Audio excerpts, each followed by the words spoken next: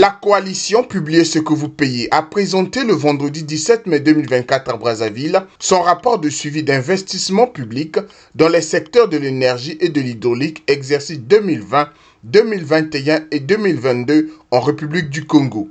Cette organisation de la société civile dénonce la mauvaise gestion des fonds alloués pour l'exécution des différents projets et les difficultés rencontrées par les populations pour accéder aux éléments essentiels qui ne sont autres que l'eau et l'électricité. Aussi interpelle-t-il les institutions habilitées pour qu'une lumière soit mise sur la gestion des finances. Du point de vue du constat, on a des préoccupations importantes en ce qui concerne l'accès à l'eau, l'accès à l'électricité.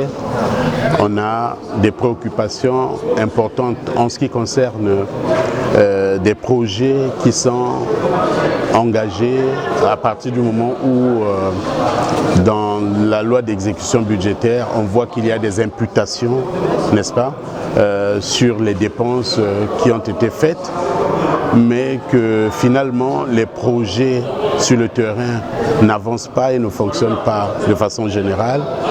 Et la demande de terrain en ce qui concerne l'accès à l'eau et à l'électricité, c'est une demande qui rappelle que le besoin est urgent, qu'il faut que les mécanismes qui sont en charge du suivi des dysfonctionnements que nous sommes en train d'observer, ces mécanismes-là doivent fonctionner.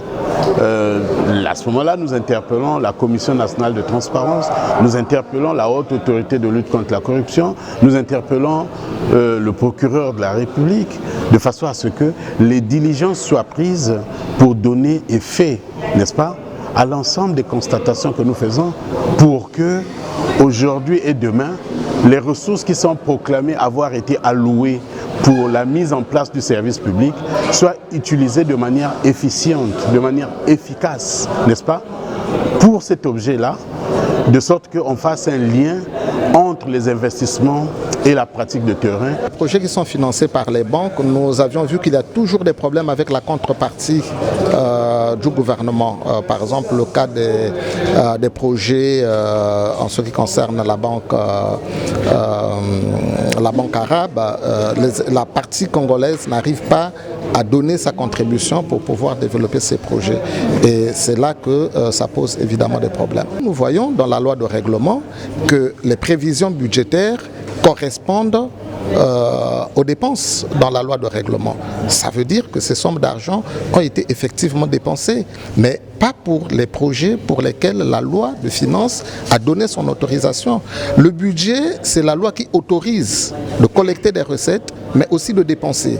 Et lorsque le budget vous a donné l'autorisation de dépenser pour aller faire une ligne de transport d'électricité entre Boko et Kinkala, et que cette ligne n'a pas été dépensée pour faire cette somme n'a pas été dépensée pour faire la ligne Kinkala-Boko, c'est un détournement au sens de la loi. À la place de l'électricité qui devient rare, les populations se tournent vers les groupes électrogènes qui, selon Brice Makosso, est un paradoxe pour un pays qui lutte contre le changement climatique et la préservation de l'environnement. Vous voyez tous ces hôtels qui tournent avec des groupes électrogènes. Quel est le rendement? Quelles sont les difficultés que les opérateurs économiques ont du fait de ce manque d'électricité? Dans nos bureaux, nous sommes obligés d'utiliser des générateurs en remettant même en cause nos convictions sur les changements climatiques.